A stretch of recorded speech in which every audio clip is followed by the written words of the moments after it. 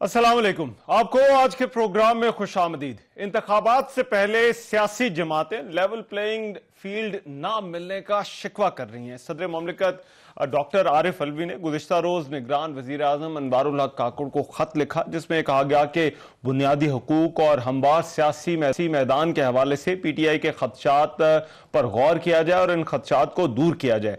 इस खत के ऊपर रद्दमल देते हुए आज मुस्लिम लीग नून के रहनुमा मियां जावेद लतीफ ने कहा कि आज लेवल प्लेइंग फील्ड का कहा जा रहा है, और लेवल प्लेइंग फील्ड यह है मियां नवाज शरीफ के जो ज़ेरे इल्तवा केसेस हैं उनकी तारीख को फिक्स किया जाए। सबको लेवल प्लेइंग फील्ड के तहत इंतखाबात में हिस्सा लेने का मौका मिलना चाहिए, लेकिन 9 मई के पौधे की आबियारी नहीं होनी चाहिए। आप नवाज शरीफ के पेंडिंग केस जो हैं उनकी एक डेट फिक्स की जाए ताकि इंतखाबात से पहले जो इंसाफ के तकाजे हैं वो पूरे हों।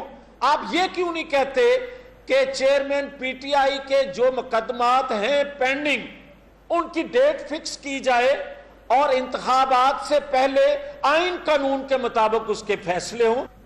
दूसरी तरफ chairperson Pakistan People's party Bilawal Bhutto Zardari ने भी गुज़िश्ता रोज एक मरतबा फिर से ये शिकवा करते हुए कहा था कि पीपल्स पार्टी को किसी इलेक्शन में लेवल प्लेइंग फील्ड नहीं मिली। उन्होंने कहा कि हमारा आवाम से राब्ता है, जबकि दूसरों का राब्ता सिलेक्शन कमेटी से है। बिलावल भुट्टो ने यह भी कहा कि जब तक नून लीग का बयानिया वोट को इज्जत दो था, हम उनके साथ थे। हमारा राब्ता अवाम से है, उनका राब्ता किसी सिलेक्शन कमेटी से। ऐसे सिलेक्ट होने में एक्सपर्ट्स है। पाकिस्तान पीपल्स पार्टी के पास ये एक्सपीरियंस है कि कैसे इनको हरवाया जाता है। हम फरवरी 8 को आपको दिखाएंगे कि कैसे इनको हरवाया जाएगा। इस इत्तेहाद का नुकसान MQM को होगा और नून को होगा। हमें बस level playing field they they, free and fair elections दिलवा दे और देखिए कि हम क्या कर सकते हैं। गुज़िश्ता रोज पाकिस्तान तहरीक इंसाफ की कानूनी टीम ने चीफ इलेक्शन कमिश्नर के साथ मुलाकात करके पार्टी का चार्टर ऑफ डिमांड भी उन्हें पेश किया। चीफ इलेक्शन कमिश्नर से मुलाकात के बाद बैरिस्टर गौहर खान ने कहा कि बल्ले का निशान होगा PTI का। PTI चेयरमैन भी माइनस नहीं होंगे, जो चेयरमैन PTI हैं वही रहेंगे। बैरिस्टर ने मजीद कहा कि हमने इलेक्शन कमीशन से दरखास्त की है कि एक नोटिफिकेशन के जरिए पाकिस्तान तहरीक इंसाफ को फ्री एंड फेयर इलेक्शन मुहिम की इजाजत दी जाए। इलेक्शन कमीशन से हमने मुतालिबा किया है कि आप एक नोटिफिकेशन इशू कर ले कि हमारे लॉफुल एक्टिविटीज़ में अगर हम परमिशन ले तो उसको रिस्ट्रेन न करें और हमें कानून और आईन के मुताबिक फ्री फेयर इलेक्शन में फेयर पार्टिसिपेशन की इजाज़त दी जाए। हम बहुत मशकूर है इलेक्शन कमीशन के कि आज उन्होंने हमें यकीन दहानी कराई है कि डिटेल ऑर्डर आएगा, लेकिन बेट आपका निशान है। ये फ्री एंड फेयर इलेक्शन के हवाले से जो बातें हो रही हैं और लेवल प्लेइंग फील्ड ना मिलने के जो शिकवे हैं, क्या इनका जवाज है? और फिर सदर ममलिकत ने जो खत लिखा है, क्या ये खत उन्हें लिखना चाहिए था या नहीं? इस पर बात करने के लिए मुस्लिम लीग नून के रहनुमा मियां जावेद लतीफ मेरे साथ प्रोग्राम के इस हिस्से में मौजूद हैं। मियां जावेद लतीफ साहब, बहुत शुक्रिया आपके वक्त का। मियां साहब, सबसे पहले तो ये सदर के खत पर जरा बात कर लेते हैं। क्यों आप समझते हैं कि सदर ममलिकत को ये खत नहीं लिखना चाहिए था, और उनके जो पाकिस्तान तहरीक इंसाफ के हवाले से उन्होंने जिन तहफ़्फ़ुज़ात और खदशात का इज़हार किया है उनका जवाब नहीं है? देखें, रहमान अजहर साहब, सदर आरिफ अलवी साहब जो एक आईनी ओहदे पे हैं, पहले वो अपने गिरेबान में झांक के देखें कि उन्होंने इस मनसब पर, जो आईनी मनसब है, इस पर बैठे हुए भी क्या गैर आईनी कदम नहीं बार बार उठाया? क्या उसने जो उस वक्त के डिप्टी स्पीकर थे कासिम सूरी साहब, उनके कहने पे असेंबली डिसॉल्व नहीं की? क्या उन्होंने जनरल बाजवा जो थे उनको उस आईनी हाउस में बुला के इमरान खान को जो दहशतगर्द है उसको बुला के क्या जमहूरियत की खिदमत की थी या कोई डील करवाने की कोशिश की थी? और वो डील जो थी वो चीजें सारी मंजर आम पर आने के बावजूद भी क्या उसने आज तक माफी मांगी? और फिर क्या आज जो वो कह रहे हैं कि मैं आज भी PTI के चेयरमैन का कारकुन हूं, तो फिर मैं सवाल करने में हक बजानब हूं ना कि 9-10 मई का वो मास्टरमाइंड है। जब वो 9-10 मई का मास्टरमाइंड है तो इस आईनी ओहदे पे आज तक अपनी मुद्दत खत्म होने के बावजूद भी मौसूफ जो चिमटे हुए हैं, क्या बताना पसंद करेंगे कि 9-10 मई पे जो कुछ हुआ वो आज माफी मांगे? आरिफ अलवी साहब सबसे पहले अपने किए धरे की माफी मांगे, उसके बाद किसी को कहें कि और जो लेकिन मियां जावेद लतीफ साहब वो एक इंटरव्यू में वो इसकी मजम्मत तो कर चुके हैं, क्या वो काफी नहीं है? देखें, जहां तक मजम्मत का तल्लक है तो मैं भी कोई इस तरह बड़ा फेल करके जिससे रियासत को नुकसान पहुंच जाए, और उसके बाद बहुत से तो खैर अभी तक खामोश हैं, अगर अलवी साहब माजरत कर लेते हैं या उस पर अफसोस का इजहार कर लेते हैं तो क्या उसके मदावे के लिए ये काफी है? और जहां तक लेवल प्लेइंग फील्ड का तल्लक है रहमान, कौन कहता है लेवल प्लेइंग फील्ड नहीं होनी चाहिए?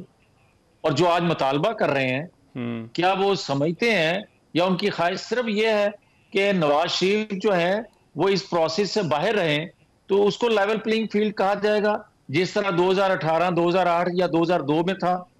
और नवाज शरीफ अगर पाकिस्तान आ जाएं और उस प्रोसेस का हिस्सा बनने के लिए अभी इंतजार कर रहे हैं और कहा जा रहा है ये ड्यू प्रोसेस नहीं है, तो मुझे ये बताएं रहमान नजर साहब, अच्छा, कि आप तो कानूनदान भी हैं, क्या मैं अगर अदम पैरवाई पे मेरी अपील खारिज हो जाए, मेरी अदम हाजिरी पे मेरी अपील खारिज हो जाए और मेरे आने पे वो अपील बहाल हो जाए, जो कि हर एक का हक है, हर एक का कानूनी तौर पे हक बनता है, सिर्फ उस पे आप मुझे कह दें कि आप ड्यू प्रोसेस से नहीं आ रहे? मुझे ये बताए कोई कि जो जेआईटी मेरे पे बनी थी, जो मुझे एक मॉनिटरिंग जज हमारे पे बैठा दिया गया था, जिस तरह साकिब निसार ने नीचे प्रेशराइज करके हमें सजाएं दिलवाई थी, क्या वो ड्यू प्रोसेस था? और क्या 12 साल? अच्छा, देखिए मियां साहब, उनके देखिए जहां तक मैं जरा वो बात आपके, मैं जरा लेवल प्लेइंग फील्ड पर आपसे आगे भी जानना चाहूंगा, लेकिन सदर का जो किरदार है, देखिए सदर किसी न किसी पार्टी से आता है, सदर और स्पीकर का ओहदा ऐसा होता है, तवक्को ये की जाती है कि वो न्यूट्रल हो, गैर जानिबदार हो, लेकिन सियासत में उनकी हमदर्दी तो जाहिर बात है किसी के साथ होती है। तो यहां पर सदर के इक़दामात से आपको क्या लगता है, कोई फर्क पड़ने वाला है अगर वो इस तरह से खत लिख रहे हैं या चीफ इलेक्शन कमिश्नर को कह रहे हैं कि लेवल प्लेइंग फील्ड इंश्योर की जाए पाकिस्तान तहरीक इंसाफ के लिए? नहीं, वो ये बात करें कि लेवल प्लेइंग फील्ड हर जमात के लिए होनी चाहिए, वो ये कहें कि आईनी तकाजे पूरे किए जाएं, वो ये कहें कि किसी के साथ नाइंसाफी नहीं होनी चाहिए, बात समझ आती है, वो एक मखसूस जमात के लिए फेवर मांगे और वो माहौल चाहें जो 2018 का था। क्या 9-10 मई का माहौल फिर से वो पैदा करना चाहते हैं? क्या इनके खत से मैं ये अखज करूं? मुझे ये कोई बस समझा तो दे ना कि वो चाहते क्या है। वो चाहते हैं कि 2018 का माहौल बने या 9-10 मई का माहौल बने, या वो ये चाहते हैं कि जिस तरह एक मुनसिफाना इंतखाबात होते हैं, वो ये मुझे कहते, ये बात करते तो मुझे ज्यादा अच्छा लगता, भले उनका किसी सियासी जमात से तल्लुक हो, जिस तरह आप कह रहे हैं खुद भी स्पीकर का किसी जमात से तल्लुक होता है मुंतखब होने से पहले, मगर जब वो स्पीकर बन जाते हैं, जब वो प्रेसिडेंट बन जाते हैं, तो फिर उसके बाद वो आइन कानून की पासदारी करते हैं। फिर ये नहीं करते कि मैं एक वर्कर हूं फलां जमात का तो मुझे उसी तरह बिहेव करना है, जिस तरह वो कहते थे कि मेरे पास आएगी आर्मी चीफ की अपॉइंटमेंट का जब खत आएगा तो मैं सबसे पहले लेके जाऊंगा, इमरान खान की अप्रूवल लेने जाऊंगा। क्या रोल था इमरान खान का? आपने उस वक्त ये बातें सुनी नहीं थी? क्या ये आईनी तकाजे थे, या उनको यहां कोई और भी होता तो उसको ये करना चाहिए था? हरगिज आप ये कहेंगे कि नहीं करना चाहिए था। तो मैं ये सवाल उठा रहा हूं, मुझे उनकी वाबस्तगी से कोई परेशानी नहीं है, मुझे उनके एक्ट से जो यकीनन दुख है, तकलीफ है। अच्छा। कि आप एक ऐसे मनसब पे बैठ के ठीक, आप लेकिन मियां साहब अब वो सदर तो है, अगरचे उनकी मुद्दत पूरी हो चुकी है, तो सदर तो वो रहेंगे। तो मुस्लिम लीग नून को चाहते ना चाहते हुए उनके सदर होते हुए इंतखाबात के अंदर जाना पड़ेगा। देखें रहमान, परवेज मुशर्रफ के होते हुए भी हमने इंतखाब लड़ा था। ये तो बेचारे डॉक्टर साहब हैं, इनका हमें कोई परेशानी, कोई प्रॉब्लम नहीं है। मगर हम ये कहना चाहते हैं कि आप जो खत लिख रहे हैं, क्या ही अच्छा होता आप खत ये लिखते कि भाई जितने पेंडिंग केस हैं मुस्लिम लीग नून की क़यादत के, जितने पेंडिंग केस हैं चेयरमैन पीटीआई के, आप तमाम अदारों को लिखते कि भाई ये इंतखाबात से पहले इनके फैसले होने चाहिए, ताकि कौम जो है ज़हनी तौर पे क्लियर हो। कौम जो वोट कास्ट करेगी 8 फरवरी को, उस दिन क्लियर माइंड से जाए कि ये पाकिस्तान के मफाद में है, ये पाकिस्तान के मफाद में इस तरह नहीं है जिस तरह हजारों लोग भर्ती करके कौमी वसाइल से उनको तनख्वाह दे के, तो आपने ज़हन साजी की थी नौजवानों की कि ये चोर हैं, ये डाकू हैं, ये इंडियन नवाज हैं। ये सारी चीजें जो हो रही थी, आज खत लिखते अदारों को वो साबित होने के बाद कि ये शख्स जो था ये मुल्क के मफाद में नहीं है, ये क्लियर होना चाहिए। या जिन्होंने ज़हन साजी की थी जिन अदारों के जरिए, वो माजरत करें कौम से कि हमसे ये गलती हुई थी। ये अच्छा लगता मुझे। अच्छा मियां साहब, ये जो लेवल प्लेइंग फील्ड के शिकवे हैं, कुछ मुवाजना भी हो रहा है 2013 के साथ 2023 का, और ये कहा जा रहा है कि आपका एमक्यूएम के साथ भी इत्तेहाद हो गया, वो भी हवाओं का रुख समझते हैं, देखते हैं। फिर बाप पार्टी के साथ भी हो सकता है आने वाले दिनों में आपका राब्ता हो। तो ये क्या 2013 में जब आप हुकूमत में आए, उसका और आज के हालात का कोई मुवाजना बनता है? इस तासुर को किस तरह से आप देखते हैं? रहमान, जहां तक 2013 का माहौल या कौम की तवक्कुआत या कौम का जो एक सोच अप्रोच है, उसको देखते हुए तो मैं ये कह सकता हूं कि 2013 से ज्यादा अक्सरियत में लोग नवाज शरीफ को वोट देंगे। हम इंशाल्लाह 8 फरवरी को कौमी असेंबली की सीटें शायद 2013 से ज्यादा हासिल करें, जो मूड देख रहे हैं, क्योंकि लोग आखिरी उम्मीद समझ रहे हैं नवाज शरीफ को कि इस गर्दाब से नवाज शरीफ ही निकाल सकेंगे। हाँ, जहां तक आपका सवाल है कि 2013 में तो हमने एमक्यूएम से कोई इत्तेहाद नहीं किया था भाई मेरे।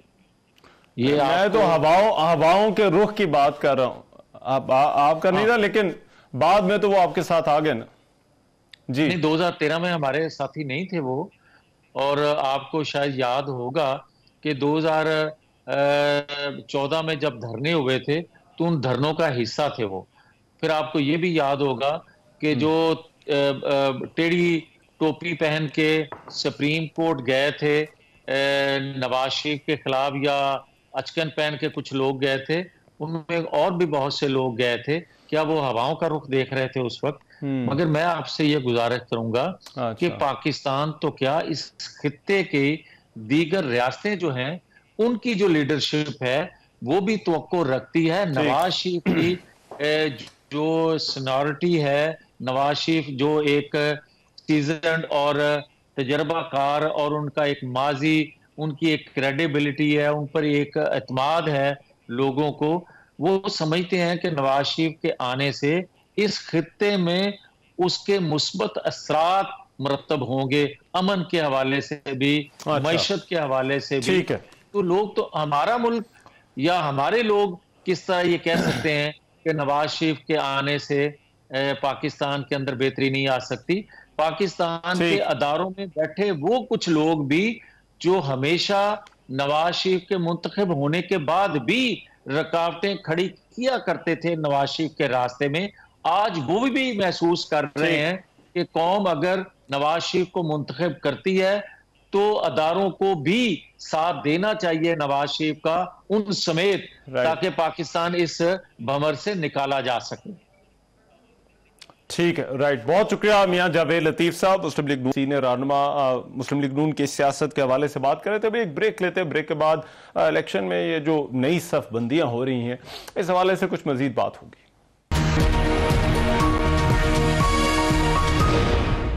Welcome back after the break. Election का ऐलान हो चुका है और सियासी सफबंदियां भी हो रही हैं। मुस्लिम लीग नून पंजाब के सदर राना सनाउल्लाह ने आज कहा है कि नवाज शरीफ चौधरी शुजात हुसैन से जल्द ही मुलाकात करेंगे और उन्होंने यह भी कहा है कि 9 मई के टोले को निकालकर पाकिस्तान तहरीक इंसाफ से बात करने के लिए तैयार हैं।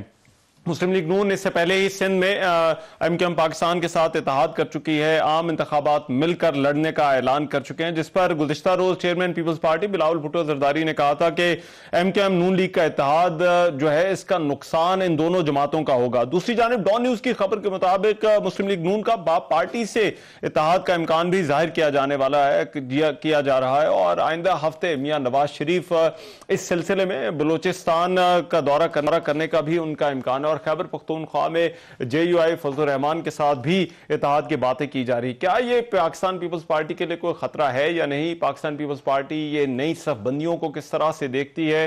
पीपल्स पार्टी की सियासत क्या रुख इख्तियार करेगी? इस वक्त पाकिस्तान पीपल्स पार्टी के सीनियर रहनुमा जनाब कमर जमान साहब मेरे साथ मौजूद है। कारी साहब, बहुत शुक्रिया आपके वक्त का। कारी साहब, ये सबसे पहले तो जो एमकेएम और मुस्लिम लीग नून एक दूसरे के साथ आ गए हैं, क्या इंतखाबी मैदान में पीपल्स पार्टी के लिए पीपल्स पार्टी को इसका नुकसान होगा? रहमान, सियासी जमातों को अलायंसेस फॉर्म करने का इस्तेहकाक है, सबका बिल्कुल हक है। इसके ऊपर तो ना कोई ऑब्जेक्शन किया जा सकता है, ना करना चाहिए। हाँ, बाज़ औक़ात ये होता है कि एक्सटर्नल फोर्सेस से ये काम कराए जाते हैं, वो सियासी अमल के लिए नुकसानदेह है। उसके ऊपर हमारी हमेशा से एक पोजीशन रही है। रही पीपल्स पार्टी के लिए कोई भी सियासी मुखालफ कमजोर नहीं होता, उसकी अपनी एक हैसियत होती है और उसको कमजोर नहीं समझना चाहिए। बाकी लोग अगर इकट्ठे होकर सियासत में आते हैं तो यकीनन उसको एक चैलेंज जरूर समझना चाहिए, लेकिन खदशा और खतरा जो है उसका इजहार तो अवामी वोट और अवामी राय से हो सकता है। तो जब रिसेंट पास्ट में इलेक्शन हुए हैं वो लोकल बॉडीज के हैं और उसके बाद अभी चंद दिनों पहले ही, कल परसों ही जो खाली सीटों पे जो लोकल बॉडीज के इलेक्शन हुए हैं उसके अंदर प्रिडोमिनेंटली अर्बन और रूरल दोनों सिंध में पीपल्स पार्टी को बहुत बड़ी तादाद में लोगों ने वोट दिए हैं, बहुत बड़ी तादाद में लोगों ने उनके कारकुनों को सपोर्ट किया है। तो सपोर्ट बेस को देखते हुए, वोटों के रिजल्ट को देखते हुए तो आप कह सकते हैं बड़ा वाज़ेह तौर पे और कि पीपल्स पार्टी को इंशाल्लाह चौथी दफा भी हम हुकूमत बनाएंगे वहां पे। और लेकिन एमकेएम हो या बाकी जमातें हो, वो अगर इकट्ठे होके सारे और वो समझते हैं कि पीपल्स पार्टी का मुकाबला कर लेंगे, तो पहले तो ये इकरार हुआ ना कि ये सारे इकट्ठे हों तो शायद हमारा मुकाबला कर ले वहां पे। हमारा ख्याल है कि ऐसा नहीं कर सकेंगे, ये सारे इकट्ठे भी होके नहीं कर लेंगे।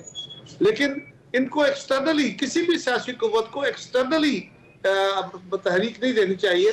इंटरनली पॉलिटिकली अगर जमातें इकट्ठी होती है, इत्तेहाद फॉर्म करती है, उनका भी हक है। हमारा कायरा साहब, ये जो मवाज़े इस वक्त किए जा रहे हैं कि शायद कोई राह हमवार हो रही है और 2013 के साथ मवाजना हो रहा है जब नून लीग की हुकूमत आने वाली थी, आप क्या इससे एग्री करते हैं? क्या मवाजना बनता है? क्योंकि पीपल्स पार्टी के बहुत सारे रहनुमा कह चुके हैं कि शायद एक जमात के लिए राह हमवार की जा रही है।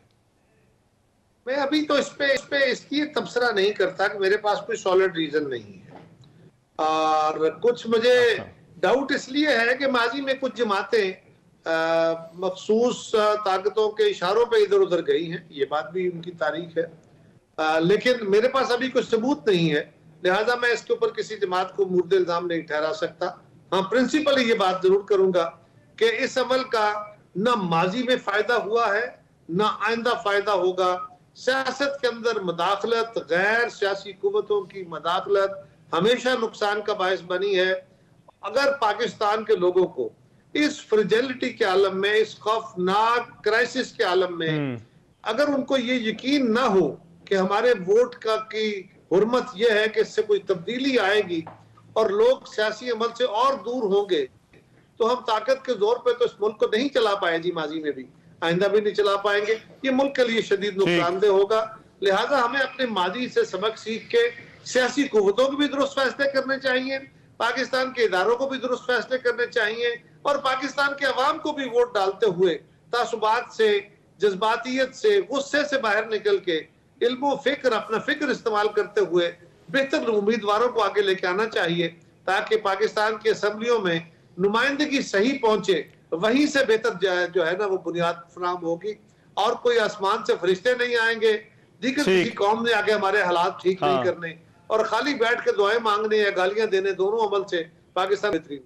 लेकिन कारी साहब, अब ये जो सफबंदी हो रही है और डायलॉग की बात हो रही है, कुछ ऐसे इशारे मिले कि पीपल्स पार्टी तहरीके इंसाफ के साथ भी कोई राब्ता कर सकती है। क्या कोई एंगेजमेंट हो सकती है पाकिस्तान पीपल्स पार्टी की पंजाब में पाकिस्तान तहरीके इंसाफ के साथ? जहां तक ताल्लुक है कि ये हो सकती है, ये तो एक प्रपोजिशन है, ये अमकान है मुस्तकबिल का, तो ये प्रपोजिशन के तौर पे है, मैं इसको इनकार तो नहीं कर सकता। सियासी कुव्वतों में बिल्कुल अभी हो रही है, तो ऐसा कोई अमल नहीं है। लेकिन पीटीआई के भी अब दो हिस्से हुए हैं। पीटीआई कौन सी? एक पीटीआई का हिस्सा वो है जो 9 मई और उसके आगे पीछे के वाकयात में मुलव्वस उनके होने के इल्जामात का सामना है, जिन्हें उनके साथ तो अभी किसी जमात का भी मुज़ाकरा नहीं होगा, क्योंकि वो तो कानून का सामना कर रहे हैं, और उनको चाहिए कि वो कानून को फेस करें, उससे मुफर ना करें। और जो लोग उसमें नहीं है, उस किसी कानूनी तौर पे किसी जगह मतलूब नहीं है, वो पाकिस्तान के आजाद शहरी हैं, हमारी तरह, आपकी तरह, हमारे भाई बहन हैं, हमारे बच्चे हैं। उनको महज उनकी जज्बातियत पे, उनके गुस्से पे, उनके लहजों पे, उनके तर्ज तखातुब पे या हिजान की कैफियत में होने की वजह से उनके राइट तो डिनाई नहीं हो सकते। लिहाजा उनको हक मिलना चाहिए, यही बेहतर तरीका होगा। इसी से ही पाकिस्तान में सही मानों में वो इमारत उस्तवार होगी जो पाकिस्तान को इस बहरानों से निकाल सके। लेकिन कारी साहब, उन्होंने सियासी तौर पर मामलात को देखने के लिए एक पॉलिटिकल एंगेजमेंट कमेटी बनाई है, तो क्या उससे कोई राब्ता हो सकता है या बात हो सकती है? मैंने कल कोई एक कमेटी के रुकन उनके किसी प्रोग्राम में थे, मैं भी था, तो वहां जब वो गुफ्तगू फरमा रहे थे, मुझे पता नहीं है, उनकी गुफ्तगू ये थी कि हमारी मीडिया के साथ एंगेजमेंट, हमारी बाकी कुव्वतों के साथ एंगेजमेंट के लिए कमेटी बनी है, ये शायद पॉलिटिकल कुव्वतों के साथ एंगेजमेंट की कमेटी नहीं है। ये उनकी वर्शन थी, मेरी नहीं है। मैंने फिर वही कहूंगा कि प्रिंसिपली तो इसमें कोई बईद बात नहीं है, होना चाहिए, सियासी कुव्वतों को आपस में डायलॉग करना चाहिए। इस वक्त इन हालात में जो सूरत हाल है, वो मैंने उसका एनालिसिस भी आपके सामने रख दिया कि जो लोग कानून को मतलूब है वो कानून का सामना करें, और जो कानून को मतलूब नहीं है उनको सियासी अमल में हिस्सा लेने देना। ठीक है। और कारी साहब, पंजाब की सियासत को आप बड़ा अच्छा समझते हैं, ये इस्तेहकाम पाकिस्तान पार्टी के साथ क्या कोई राब्ता या क्या कोई एंगेजमेंट आप लोगों की हो सकती है, या कोई पाकिस्तान पीपल्स पार्टी कोई अलायंस फॉर्मेशन की तरफ जो है वो जा सकती है? रहमान, सियासी कुव्वतों को आपस में राब्ते रखने चाहिए। हमें जो ट्राइबल मुआशरे के, जरी मुआशरे के, या जो एक मनफी रवैयों के, नफरतों के अमल में हमने सियासत को घुसेड़ दिया है, और उसके नतीजे में पाकिस्तान के अंदर अनस्टेबल माहौल हो गया है। ना सियासी पार्टियां मुनज़्ज़म हो रही हैं, ना सियासी जमातें कोई बेहतर हुकूमतें फॉर्म कर पा रही हैं, ना पाकिस्तान के इदारे आइन के अंदर आ रहे हैं। तो ये सारा अमल हमारे लिए बड़ा चैलेंज बन गया है। अब हमें चाहिए कि हम सब्र से, हौसले से चीजों को उनके मंतकी अंजाम की तरफ लेके चले, अपने माजी से सबक सीखे। ठीक, तहरीके इंसाफ के साथ डायलॉग सियासी जमातें हर एक के साथ करती है। आईपीपी के साथ डायलॉग हमारा मेरे इल्म में नहीं है, क्योंकि मैं आजकल खुद तंजीम का हिस्सा नहीं हूं, लेकिन अगर ऐसा होता है तो यकीनन जमात तक कंसल्ट करती है। अभी तक तो मेरे इल्म में नहीं है, लेकिन आईपीपी एक पॉलिटिकल एंटिटी है, उनके साथ डायलॉग होना चाहिए। वो डायलॉग लाजम नहीं है कि वो किसी सियासी इत्तेहाद का नतीजे में जाके आगे मुंतज होगा, लाजम नहीं। और कह रहे साहब एक और चीज की जरा वजाहत कीजिएगा, क्योंकि बाप पार्टी के हवाले से भी बड़ी बात हो रही है। क्या पाकिस्तान पीपल्स पार्टी, और ये भी बातें सामने आई थी कि पाकिस्तान पीपल्स पार्टी ने अप्रोच किया है, तो क्या बाप पार्टी के साथ कोई एंगेजमेंट की गई थी या कोशिश की गई थी, या पाकिस्तान पीपल्स पार्टी की ख्वाहिश थी कि बाप पार्टी जो है वो पाकिस्तान पीपल्स पार्टी के साथ आ जाए या उनके लोग साथ आ जाए? ये लॉजिकल बात है। हर जमात की ये ख्वाहिश होती है कि वो अपने आप को मुनज़्ज़म और मजबूत करने के लिए, जो हमारी बदकिस्मती हो गई है ना कि इलेक्टेबल्स की पॉलिटिक्स हो गई है, वरना तो इलेक्टेबल्स नहीं होने चाहिए। पाकिस्तान के लोगों को फैसले अफराद दे के करने चाहिए, अपने नुमाइंदे दे के करने चाहिए, उनकी अहलियतें और काबिलियतें दे के करने चाहिए। लेकिन अब इलेक्टेबल्स का एक अदाब हो गया है, ये जो गैर जमहूरी अमल है, गैर सियासी अमल है, उसके तहत ही चलना है। ग्राउंड रियलिटी ये है, तो उसमें हर जमात की ये ख्वाहिश होगी कि वो इलाका जहाँ पे जमातें कमजोर होती है, वहां अगर इलेक्टेबल्स किसी जमात के साथ आते हैं तो वो मजबूत होती है। तो लॉजिकली पीपल्स पार्टी की भी ये ख्वाहिश होगी। लेकिन पीपल्स पार्टी इंशाअल्लाह बलूचिस्तान में हमारे साथ काफी सारे लोग वहां आए हैं, और वहां आपको इस इलेक्शन में पीपल्स पार्टी बहुत बेहतर परफॉर्म करती। अच्छा, राइट। कारी साहब, कुछ लोगों का ख्याल है कोई डायलॉग होना चाहिए, कोई बातचीत होनी चाहिए इंतखाबात से पहले के कोई माहौल बेहतर किया जा सके, और जो इंतखाबात हो बिलाखिर उसके इंतखाबात के नताइज को भी तस्लीम किया जाए, सारी जमातें उसको कबूल करें। तो आपके ख्याल में कोई ऐसा डायलॉग हो सकता है? सियासत बुनियादी तौर पे डायलॉग का नाम है, डेडलॉक का नहीं है। हम बदकिस्मती से डेडलॉक में उलझे होते हैं। डायलॉग होना चाहिए। वे फॉरवर्ड मुस्लिम लीग भी, पीपल्स पार्टी भी, JUI भी, सारी जमातें ये कह रही है और कहती रही है कि हमें एक ग्रैंड डायलॉग करना चाहिए। उसके अलावा कोई रास्ता है नहीं। आइन के ऊपर हम पूरी तरह अमल नहीं कर रहे, हमारे इदारे भी नहीं कर रहे, हुकूमतें भी नहीं कर रही। हम उसको एक फेस, एक पर्दे के तौर पे इस्तेमाल करते हैं। और अब मसला ये है कि अगर हम इसी तरह इसको करते रहे, जो तजर्बा माजी का रहा वो खराब हुआ, उसका नुकसान हुआ। अब अगर मुस्तकबिल में भी मजीद इसको लेके चलेंगे तो लोगों का एतमाद रियासत के ऊपर, रियासती इदारों के ऊपर, आईने पाकिस्तान के ऊपर ये खत्म हो जाएगा। बिल्कुल खत्म हुआ। लेकिन कारी साहब, ये जो डायलॉग है, ये कब, इसके वक्त के हवाले से बात हो रही है, क्योंकि कहा जा रहा है कि इंतखाबात से पहले शायद वक्त नहीं है, इंतखाबात के बाद होना चाहिए। तो ये दोनों राय हैं। आपके ख्याल में इंतखाबात से पहले हो सकता है? रहमान, ये किसी वक्त भी, जब भी हो, सूनर देन लेटर, ये जब भी हो, जल्दी हो, उसका फायदा होगा। इलेक्शन से पहले उसकी अपनी जरूरतें हैं, उसमें भी लार्जर फैसले हो सकते हैं, लेकिन कुछ इलेक्शन के माहौल के लिए और उसके बाद फिर इस अमल को दोबारा रिपीट किया जा सकता है। हमें टॉलरेंस का अमल बढ़ाना है, इस मुआशरे में नफरत के अमल को कम करना है, खत्म करना है। यही हमारी बर्बादी है। इसके लिए आपने भी काम करना है, मीडिया ने, हम सियासी जमातों ने भी करना है, सिविल सोसाइटी ने भी करना है, हमारी अदालतों ने और दीगर इदारों ने भी करना है। करेंगे तो बेहतरी की तरफ चल पड़ेंगे, नहीं करेंगे तो बर्बादी हमारे सामने लिखी हुई है, उसमें हम।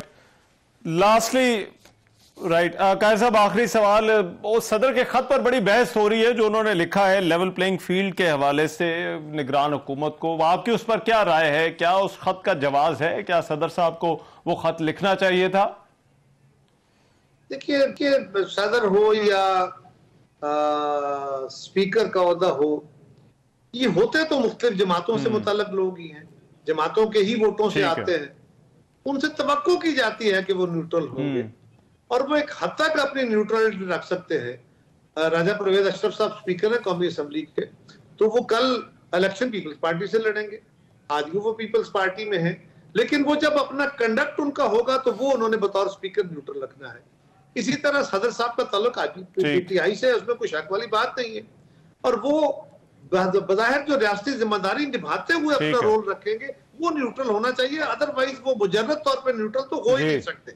हमारे जैसे माशरों में तो नहीं होते। ये आइडियलिज्म की बातें हैं। हाँ, सदर साहब ने जो कंडक्ट किया ये उनको नहीं करना चाहिए था।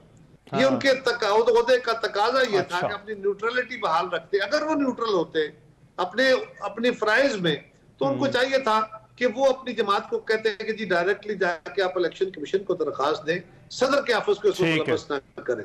ये ज्यादा बेहतर होता उनके लिए, बट उन्होंने किया है। बहुत राइट कमर ज़मान, ठीक राइट, बहुत शुक्रिया कमर ज़मान कायरत साहब हमारे साथ मौजूद है। एक ब्रेक लेते हैं, उसके बाद वापस आते हैं।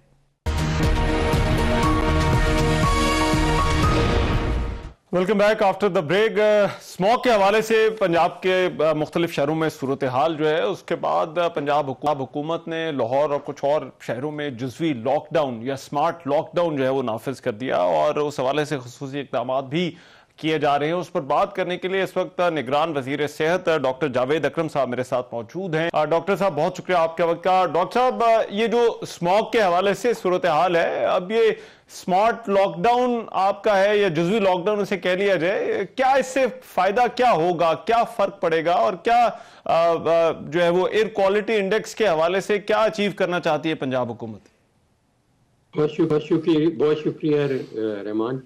देखें, लाहौर अनफॉर्चुनेटली इस वक्त सरे फरिस्त है most polluted cities of the world, और हमारा एयर क्वालिटी इंडेक्स 300 से भी तजावज़ कर गया हुआ, और हमारे बाद देरी है। देखें, इसमें बहुत सारे फैक्टर्स हैं जो कंट्रीब्यूट करते हैं। एक जो व्हीकलर एमिशंस हैं व्हीकल्स की, चाहे वो रिक्शा है, चुमकी है, चाहे वो मोटरसाइकिल्स हैं, कारें हैं, ट्रक हैं, बसेस हैं, ये ट्रांसपोर्टेशन जो मीडियम है, और ख़ासकर जबकि हमारा फ्यूल क्वालिटी भी इतना अच्छा नहीं है, उसमें भी रिफाइनिंग का हमारा कुछ कंप्रोमाइज हमें लगता है कि है। और तीसरा कंस्ट्रक्शन साइट्स हैं जहाँ से बहुत धुआं निकलता है। तीसरा जो रोड्स पे डस्ट है, और कुछ स्टबल बर्निंग है, जो वाक़यात हैं फसल की, चावल की फसल की। तो ये सब मिला के ये पोल्यूशन करती हैं, और ज़्यादातर हमारे लाहौर में पोल्यूशन जो है कुछ हद तक इसलिए भी है कि हमारे हमसाया मुल्क में बहुत ज़्यादा स्टबल बर्निंग होती है, और वहाँ से ईस्ट टू वेस्ट हवा चलती है, जो कि लाहौर के ऊपर एक क्लाउड सा रहता है, सस्पेंडेड रहता है, खासकर ऐसे मौसम में जब थोड़ी सी सर्दी शुरू होती है तो कंडेंसेशन हो जाती है वेपर्स की, और उन वेपर्स में ये काफ़ी स्मॉग जिसको हम कहते हैं कि ये कंटेमिनेंट्स ट्रैप हो जाते हैं, जिसमें कार्बन पार्टिकल्स हैं, लेड पार्टिकल्स हैं, और भी बहुत सारे, इवन आर्सेनिक भी है, और ये सेहत के लिए भी इंतहाई ख़राब है, ख़ासकर सांस की बीमारियों के लिए, छाती के लिए, बच्चों के लिए, बूढ़ों के लिए। तो इसलिए हमारा ये ख्याल था कि अगर ट्रांसपोर्टेशन एक ऐसी चीज़ है जो कि जिसकी कंट्रीब्यूशन कम की जाए, तो और ये हमने ही नहीं की, हमारे हमसाया मुल्क ने स्कूल्स को, ऑफिसेस को बहुत दिनों से वो बंद कर रहे हैं, बल्कि उन्होंने जो सर्दियों की छुट्टियां हैं वो अर्ली कर दी हैं, और उनके कुछ बेहतरी आई है। तो जाहिर है कि हमारा भी एक गवर्नमेंट का यही ख्याल है, और चीफ मिनिस्टर साहब ने बहुत ज़्यादा। लेकिन डॉक्टर साहब, इसका टाइम फ्रेम क्या होगा? ये लॉकडाउन कितना अरसा जो है वो चल सकता है, या इसका दौरानिया कहाँ तक जा सकता है, कंसिडरिंग जो हमारा एयर क्वालिटी इंडेक्स इस वक्त है? देखिए, फिलहाल तो फॉर द टाइम बिंग ये सिर्फ वन टाइम है, और होपफुली हमें रिपीट नहीं करना पड़ेगा, क्योंकि आज जैसे आपको पता है कि इकबाल डे की छुट्टी है, नेशनल हॉलीडे है, और इसका हमने फ़ायदा हासिल किया कि जुमेरात को ये नेशनल हॉलीडे हो गई। जुमा वैसे ही हाफ डे होता है, और जुमे की हमने हाफ डे की छुट्टी कर दी, तो हफ्ता इतवार वैसे ही वीकेंड आ जाता है, तो वीकेंड की वजह से भी ये बेहतर हो जाता है। तो प्रैक्टिकली हमने सिर्फ फ्राइडे की छुट्टी की है, बाकी 2 दिनों की तो वैसे ही छुट्टी हो ही जानी थी वीकेंड की। तो इससे हमारा ख्याल है कि खातिर खा फर्क पड़ेगा, और इंशाल्लाह मंडे को जब बैक टू नॉर्मल होंगे और हम अपना कारोबार, जिंदगी वापस बहाल होगा, तो होपफुली हमारा एयर क्वालिटी इंडेक्स हम समझते हैं कि 280 या 270 के करीब आ चुका है। और ठीक है, और डॉक्टर साहब, इसका दायरा कार बढ़ाया जा सकता है, कंसिडरिंग ये दायरी बात है, पंजाब के और भी बहुत से शहरों का ये मसला है। देखिए, अभी लाहौर है, हाफजाबाद है, शेखुपुरा है, ये जो चंद शहर हैं इनके तो अभी भी इंक्लूडेड हैं। और अगर खुदा न खास्ता ये वापस हुआ या परसिस्ट किया, एक हमें एक्सपीरियंस भी हो जाएगा इस लॉकडाउन से, जो सिलेक्टेड लॉकडाउन है, इससे हमें कितना फायदा होता है एयर क्वालिटी इंडेक्स में, क्योंकि ये कोई भी खत्मी तौर पे नहीं कह सकता कि कितना फायदा होगा। ठीक है। तो उसके बाद और बाकी भी मेजर्स लिए जा रहे हैं इंडस्ट्री को, जो हाई एमिशन इंडस्ट्री है, भट्टे हैं, उनको ज़िग-ज़ैग टेक्निक पे ले गए हैं, और जो बाकी कमिट कर रही हैं बहुत सारी इंडस्ट्रीज, उनके भी बहुत सारे चालान कर दिए गए हैं। जो बहुत सारी व्हीकल्स हैं जो बहुत ज्यादा धुआं छोड़ रही थी, बड़ी विजिबली कंट्रीब्यूट कर रही थी, तो उनको भी लास्टली डॉक्टर साहब एक और चीज जरा बता दीजिए, मेरे पास वक्त कम है, कि इसका मैकेनिज्म क्या होगा, सूरत हाल को आप रिव्यू किस तरह से करेंगे? हेल्थ की और एनवायरनमेंट की कमेटी चेयर कर रहे हैं खुद वजीर आला साहब, मैं भी उसका मेंबर हूँ। अच्छा। और बहुत सारे मिनिस्टर्स उसके मेंबर हैं।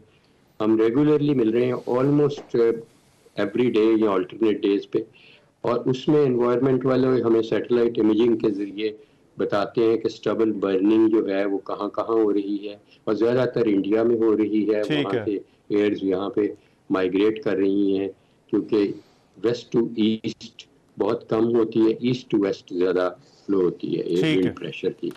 और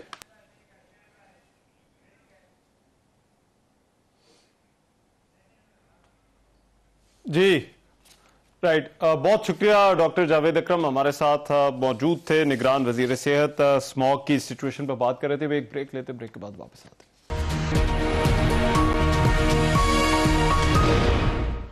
welcome back after the break.